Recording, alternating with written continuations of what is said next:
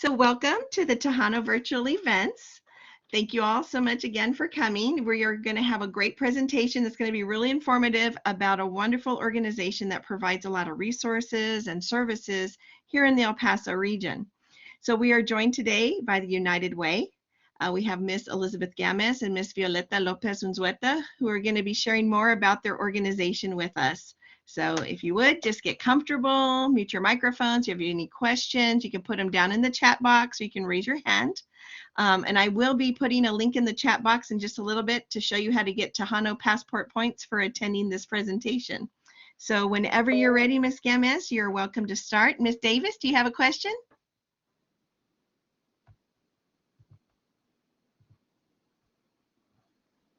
Okay, so whenever you're ready, y'all can start. Awesome. Well, thank you so much, Gail. We appreciate the introduction. Hello, everyone. It's a pleasure to be here with you today to share a little bit about our organization. We are biased. We do think it's a wonderful organization, and we're excited to share this with you all so you have a better understanding of what our United Way does here locally. We are a local organization. While we are an affiliate of a worldwide organization, everything that we do within our community is focused on the needs and the issues that affect El Pasoans. So I really invite you to really open your heart to understanding what United Way offers and how you can get involved as well. So I will share a little bit of information about what we do, but also share information of opportunities and ways that you can get involved as well, and also receive access to some incredible services that we have. So next slide, please.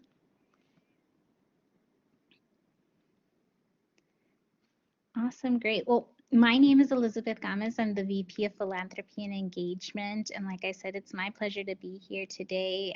It has been my pleasure to be part of this organization for about 6 years now.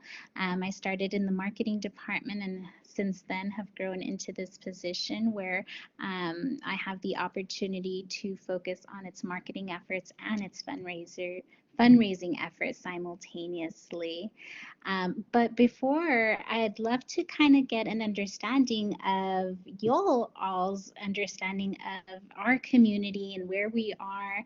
As we all know, El Paso is a vibrant, beautiful community comprised of amazing individuals, caring individuals who strongly feel the need to support one another. It's what makes our community so beautiful and wonderful to live in, but it does come with its challenges. We are a border town, and there are some challenges that we have to overcome in order to create an El Paso that's better for all. And so for that reason, I do have some trivia questions, and if you guys are interested, play along, add your responses to the chat box, and we can kind of see what the percentage of individuals' thoughts are. But the first question, if you wouldn't mind going to the next slide, is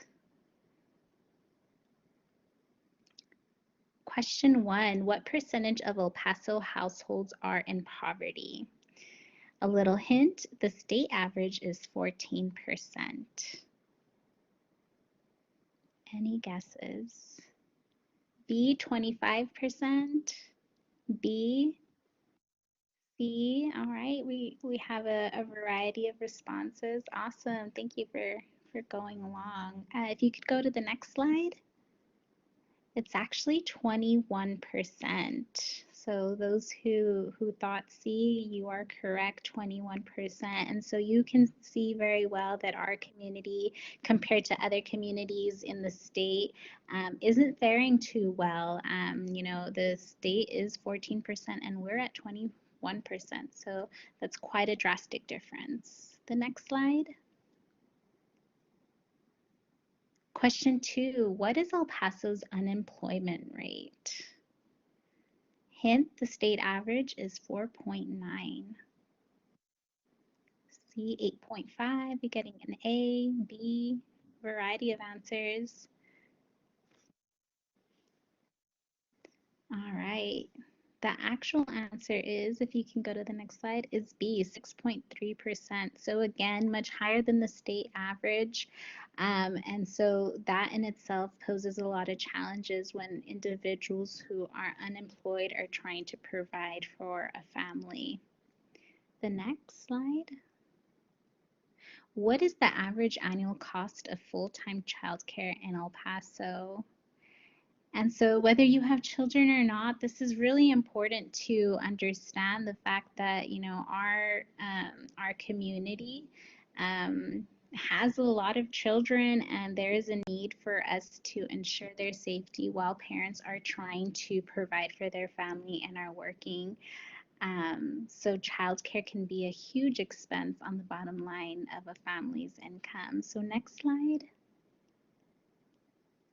So families here on average in El Paso spend about $8,000 a year to provide proper childcare for their children. That is a huge chunk of money, especially here in El Paso. So next slide. And so to put that in perspective, in El Paso County, the survival budget for a family of four is, what do we think the survival budget? This includes basic needs, housing, food, essentials for living. And this is for a family of four. The correct answer is 53,000. And if you all know, you know, the average median income is far lower than that. And so it can be really difficult for a family to provide for four individuals. Next slide. And so for that reason, our United Way for the last nearly 100 years has been in this community trying to address the underlying issues of why individuals are struggling to find stability within our community. And so what we do essentially is work together to create a thriving community. Our ideal is that every El Paso can have the opportunity to reimagine what's possible by us doing a few certain things. And that includes, next slide, connecting El Pasoans to programs and resources. So we really act as the median between individuals who are struggling and the programs and services that can provide them support. Next slide. We work with diverse stakeholders for greater impact. And so aside from being a connector, we are a collaborator. We have really strong relationships with a lot of community entities, so local governments, companies and corporations, other nonprofits, institutions like EPCC and UTEP and Texas Tech, and we all come together. We are a convener, and we bring all our voices together, all our ideas, all our minds, in order to create greater impact and collaborating on incredible partnerships that realize some tangible efforts within our community. Next slide. And on top of that, we really believe that it's important for us, in order for us to succeed as a community, is to provide opportunities for other individuals to volunteer and engage civically within our community. If you're familiar with United Way, you know that we say we like to live united, and only united can we really accomplish what we set out to do. We really need to count on other individuals of all generations to come together to either lend their time or their treasure to support this movement of supporting all El Pasoans. So next slide. So as I mentioned, we really are an organization focused on building partnerships, and the classic way that we really have done this over the years is through funding. If you can go to the next slide. Our organization has what we call the Community Impact Fund. And through our organization, we go out to the community to large companies and small companies and ask individuals to donate to our Community Impact Fund.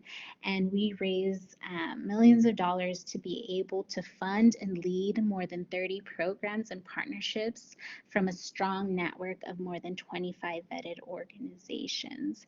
And so we go through a rigorous process of collecting donations, but also allocating those donations. We have matter experts who vet the applications of local agencies who submit for funding.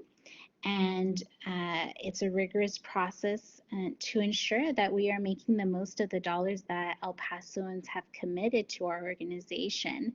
And so through that process, we are currently able to fund 30 well-vetted programs that support El Pasoans in a variety of ways. So next slide. And so here are all the organizations that our Community Impact Fund, thanks to our donors, is able to support. So we give funding to all these organizations to make sure that their programs are available to the El Paso community. And we don't do just any programs. We believe in having a focus in order to better transform dollars into good. And so we have what we call our impact areas. The next slide.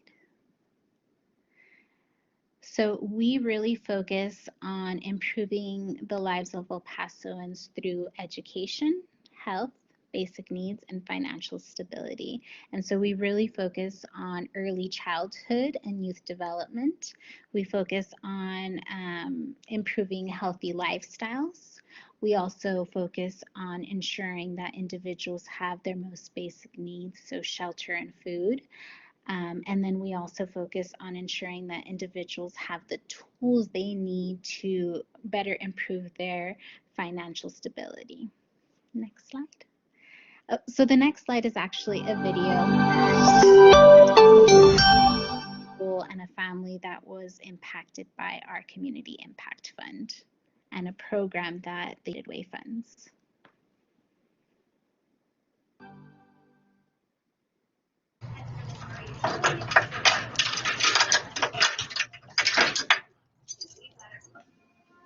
The shop was started back in the 60s, and my dad brought it to El Paso. He started the shop. I decided to take over the shop when my mom passed away. My dad kind of went downhill. He kind of lost his motivation to work at the shop. And I just decided to drop everything and just start working here. Being an entrepreneur is difficult. It's not for everybody. There's a lot of stress. You gotta pay rent, you gotta pay salaries, and you gotta, I mean, it's hard. Day in, day out, I do a little bit of everything. Take care of customers, answer calls, work on cars, vehicles. Right? It could be from ACs, it could be shorts. There's a lot of problems that come with this. Have a lot more responsibility, not just to you or your family, but to other families and customers. And you have to be there, not just 8 hours a day, sometimes 24/7. Back in 2000, I think 2002, I believe that there was we had some major problems. The city started fixing the streets, and they closed down for several months.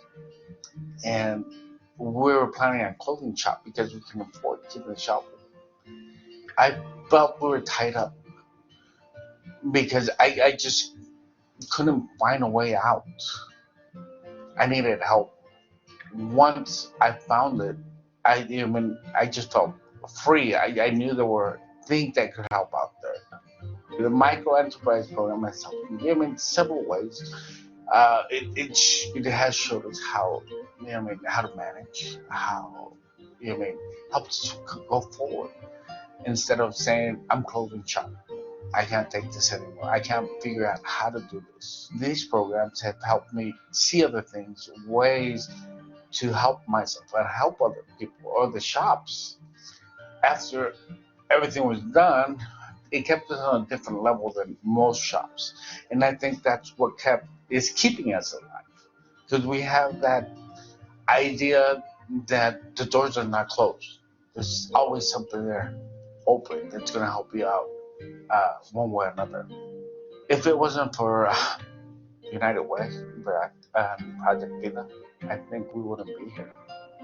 When we sit down and talk about it, how things are getting better, how my kids' tuitions are getting paid, how the house is getting paid, how my dad is better. It means a lot to have a business and not be afraid of moving forward. We're grateful we still have this. I mean, times are hard. The shop means a lot, but not as much as family should mean. Thank you for your support, and change starts with you. Yes, so that's just one of the examples that we have. We have many testimonials of individuals who we've been able to positively impact. As he mentioned, he went through the micro prize uh, program through Project Vida, an agency that we fund, and he was able to improve his entrepreneurial skills in order to keep his shop alive and really support his family. And so, one myth that we always like to dismiss is that especially to donors, is that, this is not a handout to individuals. This is us helping hardworking families do better for themselves, just giving them the opportunity to do better for themselves by themselves, thanks to through El Pasoan support. And so that's really something that we like to drive down deep, that it's never a handout. It's just us giving them an opportunity to reimagine what's possible. And so, I'm so glad that you all are finding this inspiring. It's really nice to hear.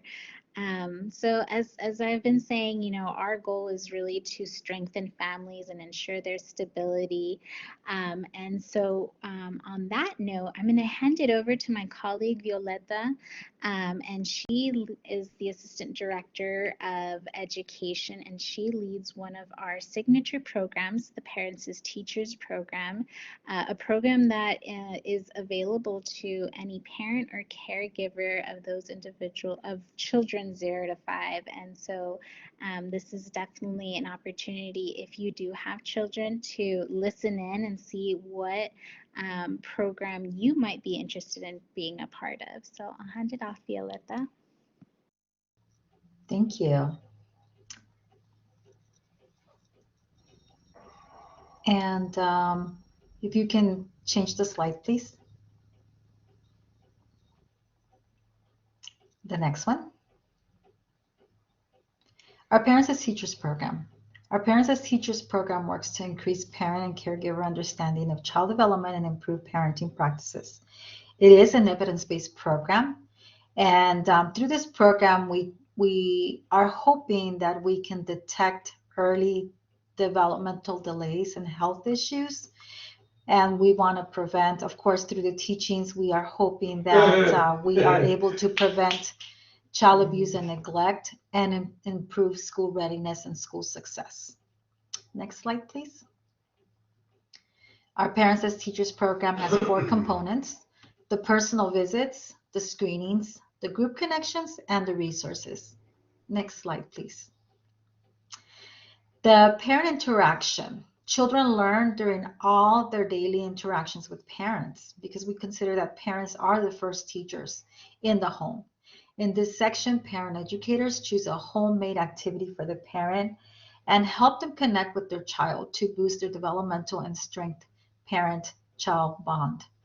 And these projects that are put together are according to where the age of the child and the development of the child. So through the Development Center Parenting, the foundational curriculum features 6 developmental topics to guide parents to foster their child's development. The family well-being part is knowing that the family well-being can have a long-term impact on a child's health well-being into adulthood. Parent educators focus on promoting um, protective factors to promote healthy living by using empowering strategies. And resources tie into this section if it identifies in a visit. And before any parent educator can give this program, we go through a evidence-based model curriculum that they have to complete. It's a 40-hour curriculum training before they can actually go into the home and do these home visitations. The other tool that we use is a screening tool that's composed of various tools within that tool to be able to identify any, again, issues that we can prevent at an early stage. And through these, whatever we may find, we use resources within our program and within our partners to be able to identify some of these. So for example, some of the assessments that we use are the ages and stages questionnaire.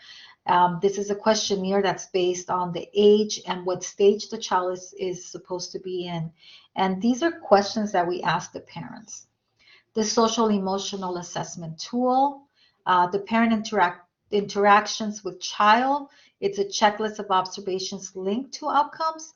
The protective factor survey, the child health record, the milestone tracking, and the life skills progression. So basically, all of these assessments will tell us a little bit more about the family and about the child. So we do, although we are there to target the child, we do provide a holistic approach to make sure that we are identifying any need that there may be in the home, not just for the child, but for anybody else within that cycle, within that circle, I mean. Next slide, please. The Parents as Teachers events. These are two programs, two events that we have throughout the year. And one is called Group Connections. And this is a monthly event where we gather the participating families and we chose a specific theme or an activity. And through this, we are trying to foster social interaction and peer support. So for example, let's say that we feel that a lot of our families have children that are dealing with, I don't know, anxiety. We try to find a volunteer, a professional who is an expert in anxiety and come and present at these group connections and to make sure that they're available to educate and to answer any questions that the parents may have. The Coffee with Pat, that's a monthly virtual at this time, coffee hour with participating parents to discuss a topic or share importance. Back to school, self-care, nutrition, sleep habits, youth mental health, etc. This is more of an informal setting. Again, Coffee with Pat. So it's basically, let's grab our coffee, sit around and talk. And we may be talking about any of these topics or any topic, again, that we feel is relevant to what's happening with our parents at that time. Parents as Teacher continues engagement through the newsletter, through the website, through social media, and through a blog. And we do have our page within the United Way webpage. Next slide, please. And I'll turn it over to Elizabeth.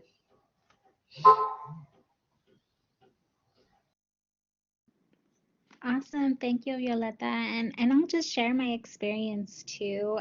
Overall, Parents as Teachers, as I said, is our signature program, but it's a really meaningful program where we invite individuals and invite parents to participate who are just really interested in supporting their child's development.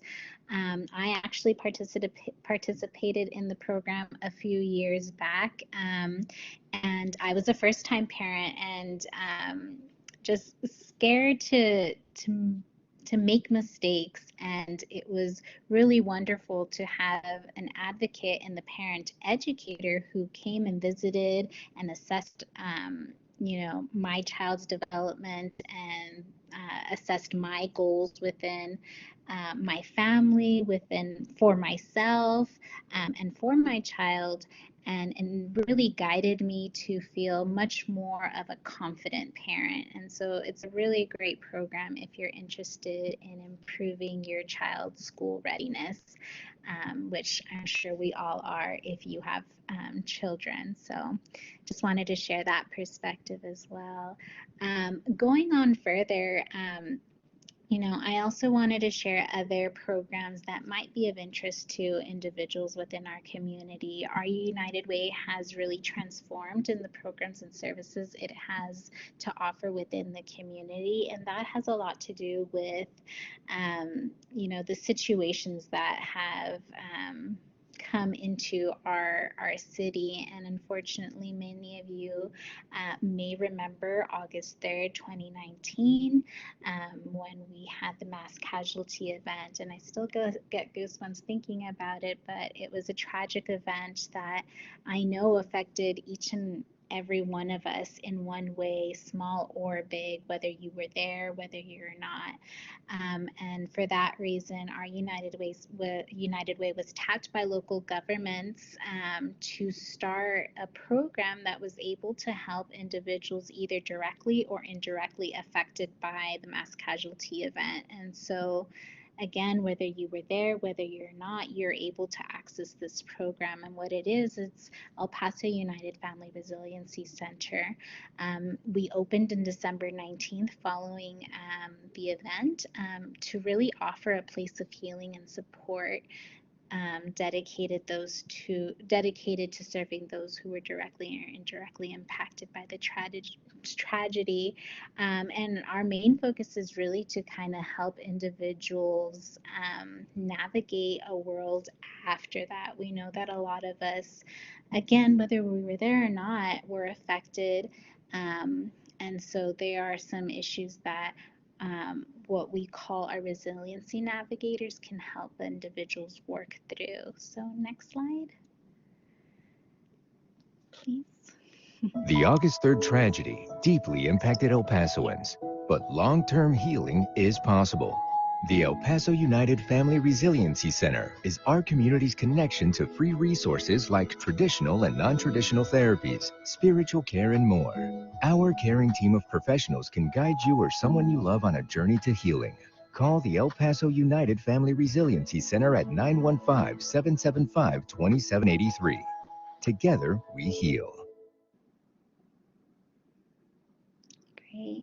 And so, 2019 might seem like a lifetime ago, especially after experiencing a pandemic. But what we know from trauma is that we don't heal from one day to the next. It takes time, and it could take weeks, it could take months, it could take years. And so that's why the Family Resiliency FRC is still available to individuals who need to access these services. And what we provide is navigation and referrals. So we again have a network of individual or organizations that can support healing, and we have what we call resiliency navigators who can connect you to these programs and services. And we do have a holistic approach. You can't heal if your mind is on providing basic needs for your family, or trying to find financial stability because you're unemployed. We try to have a holistic approach, and our navigators are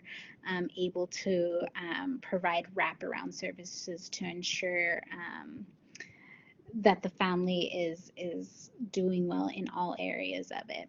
And of course, we provide mental health services. We do both non-traditional therapies and traditional therapies. So as you saw in that video, there was a horse. And so we actually have an agency who we contract to provide equine therapy for individuals. It's been proven to be a really meaningful way of having therapy. We also provide art therapy, there's yoga.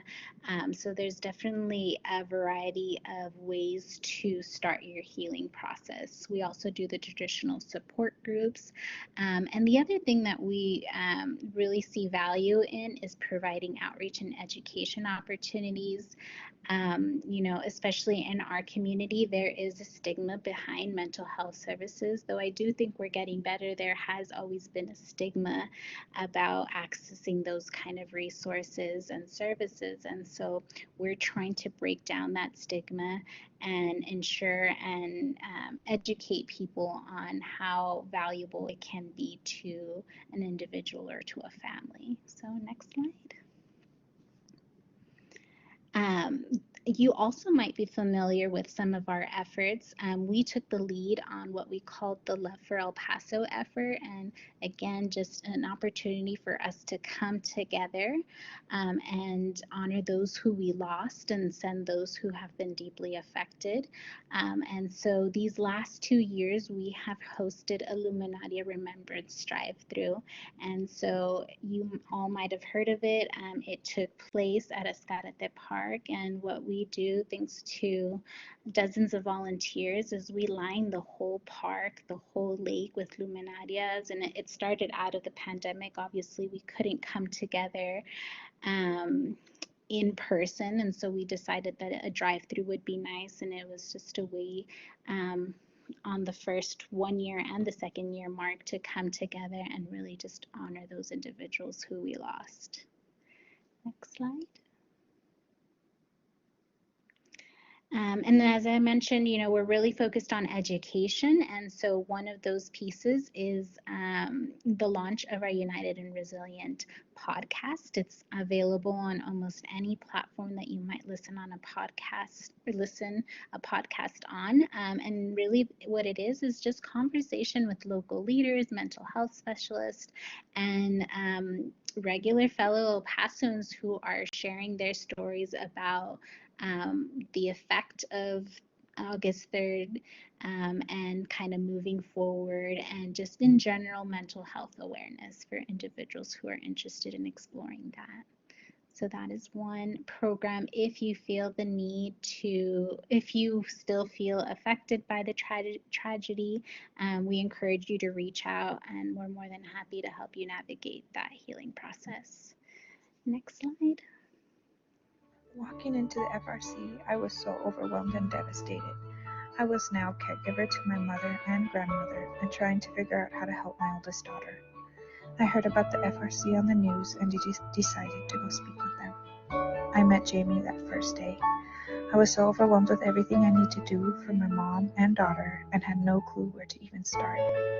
So many phone calls, so much paperwork, and at the time, I was still dealing with my dad's estate and everything that needed to be done after his passing. I was barely hanging on, but when Jamie started talking and pulling out forms, writing notes on everything I needed, and reassuring me for the first time in months, I felt like I could breathe again. This past year, she was always this constant reassurance, asking how we were, if we needed anything, what she could do to help, offering services and programs. She cared. She has helped us in so many different ways, more than she can even know. Just her presence and kindness brought this peace in the middle of the chaos of this past year, a lifeline I didn't know we needed. Thank you, Jamie and FRC, for the continued help and support to not only my family, but to our community. And so that was one of the testimonials of an individual who, thanks to Jamie, one of our resiliency navigators, was able to find some hope in all the chaos after she was directly impacted by the tragedy. And so, of course, we've had other major issues in our community to deal with. Of course, COVID, the pandemic. And so in the same fashion, we opened up the Community Resiliency Center, and that was an opportunity for us to help individuals who were financially impacted. And so again, we had navigators who were able to help individuals navigate the process of applying for rental, mortgage, or utility assistance. And right now, this program is currently on hiatus, but we are searching for grants to help us fund this program and continue supporting those individuals who are affected by the pandemic financially. So next slide. In addition to that, we were able to invest more than $120,000 on relief efforts. So, in the early stages of the pandemic, we really had our boots on the ground trying to ensure that individuals and organizations who were struggling to provide, the everyday service that they once provided pre-pandemic were still able to do so. And so we helped by providing capacity, gathering volunteers to continue supporting these organizations, but also by providing funding for these organizations. Next. And as I mentioned, here's the Community Resiliency Center, and we really focused on rental utility assistance, but as you've heard me say, our approach is really holistic, and so we recognize if individuals are struggling with rent or utilities, they may be struggling with other things too, and so we try to provide as much support and access to programs as possible through our navigators. Next slide. And so early on, you heard me mention how we really think it doesn't just take one person, it takes us all to come together. And so our United Way proudly has efforts in which we try to mobilize the caring community, which is all of you all. And so we have opportunities. Obviously, we are a nonprofit, and so we always encourage individuals to donate when they can, but we always like to give back to those individuals who do give to us, but by providing them certain opportunities within our organization. So next slide. One of the added values of being a supporter of our United Way is being able to attend the Realize Board training program. And so if you are a young professional or a student who really wants to lend their hand to other nonprofits by serving on their board, we have more than 200 nonprofits in our community, all trying to make a difference. And the only way that they can do that is by having a really strong board, a group of individuals who are committed to the organization and committed to guiding it.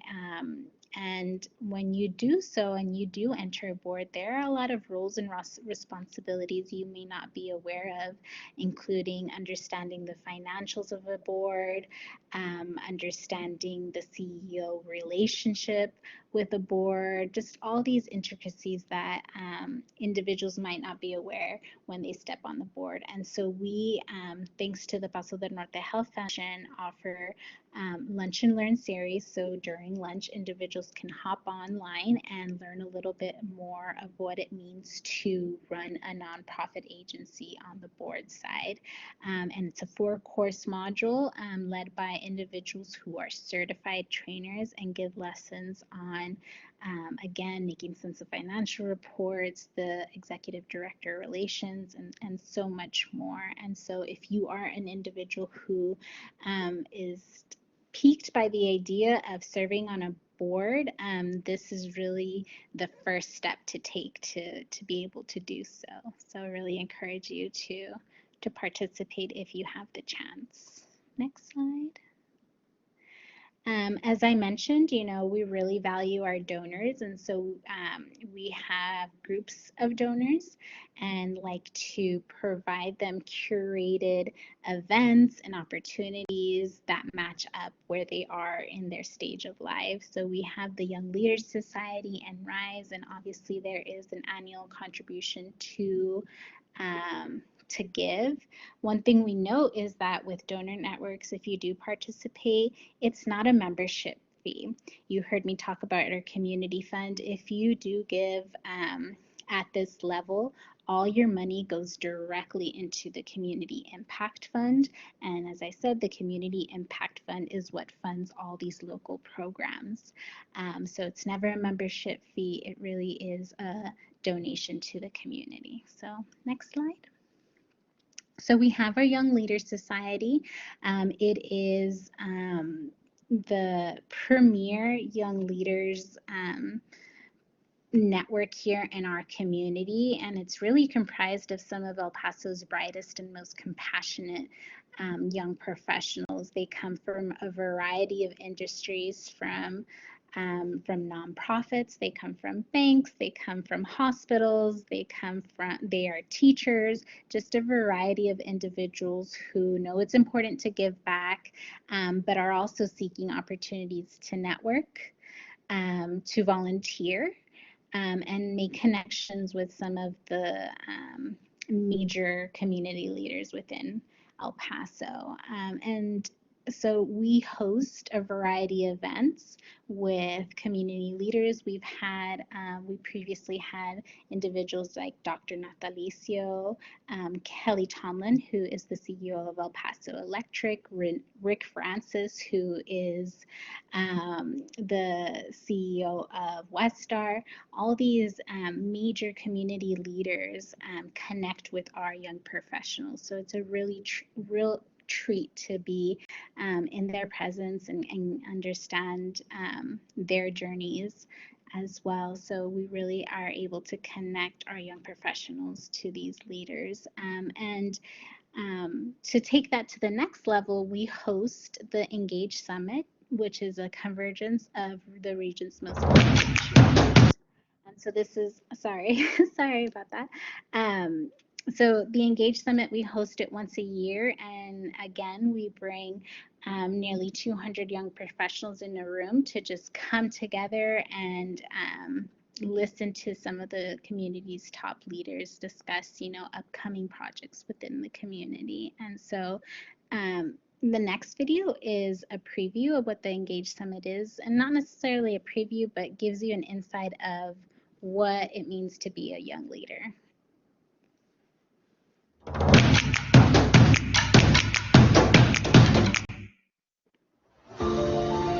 The world around us has changed, and just as we've done before, we've come together to lift up our community, to support those in need and help where we're most needed. Whether from our living rooms or on the front lines, our generosity goes the extra mile to make a difference. Together or apart, we're capable of changing the status quo and making our communities a little bit brighter.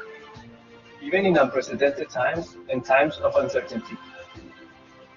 We're here with resilience and tenacity to break down barriers and help our fellow neighbors. Because while the world may never be the same, our dedication never wavers.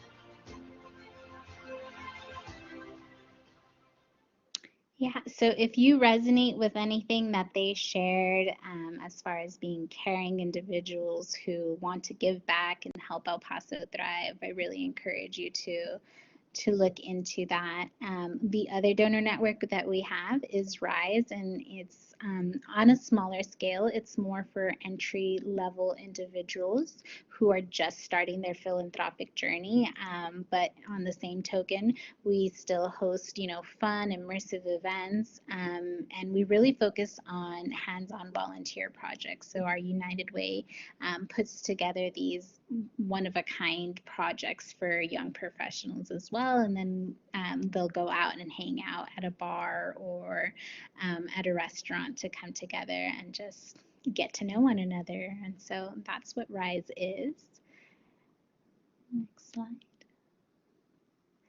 And so if you aren't interested in the networking aspect and you're just really focused on giving back one-on-one, there's also the volunteerelpaso.org website. So you can go ahead and think of this as match.com for volunteerism. You can log on to the site and it'll help you it'll match you up with volunteer opportunities that you might be interested. And so, it just takes a couple of clicks to connect to a local agency based on any of your interests. So environmental, animals, whatnot, all the agencies a lot of the agencies here in El Paso have needs and volunteer opportunities that they will post on Volunteer El Paso, and you can go ahead and do a quick search and connect to these agencies. So next slide. And so that's about it with 3 minutes left on the clock.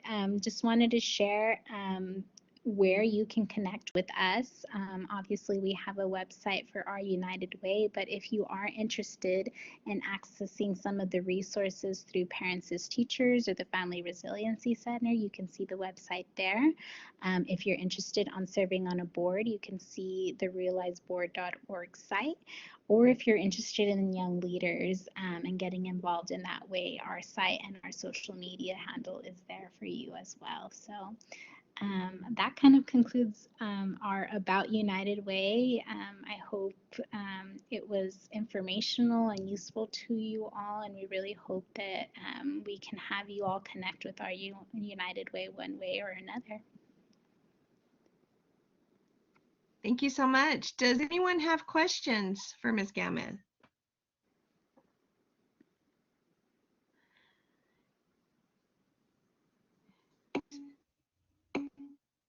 Yeah, I didn't realize how many different things that you all work with. That's wonderful. Thank you all for providing this information. It's going to be really helpful for our students and our faculty and staff. That's awesome. Thank you. Well, we appreciate the opportunity and we appreciate that everyone has found it useful. So thank you all. Thank you. And I hope everyone is able to take advantage and support and help. And if you need help, seek out their services so that you can get the help you need. So I thank you all for coming. And I thank, again, Ms. Gamez, Ms. Lopez-Unzueta for being here today. I know you all are really busy, so appreciate you taking the time to be with us today. So thank you again for coming. Our pleasure. Thank you all. Thank you for having us. Thank you. And thanks for everyone for coming today. I hope y'all are enjoying the Tejano Virtual Event Workshop Series. Next week, we are going to have another great workshop. It's going to be by the EPCC Mental Health Committee, and they're going to be talking about staying strong. So please don't forget, I'm going to put a link into the chat box for your Tejano passport points, where you can earn points for attending these workshops towards getting a medallion. You'll just visit the Tejano passport page on the EPCC website. So we thank you all again for coming, and I hope you have a great weekend and stay safe. Thank you.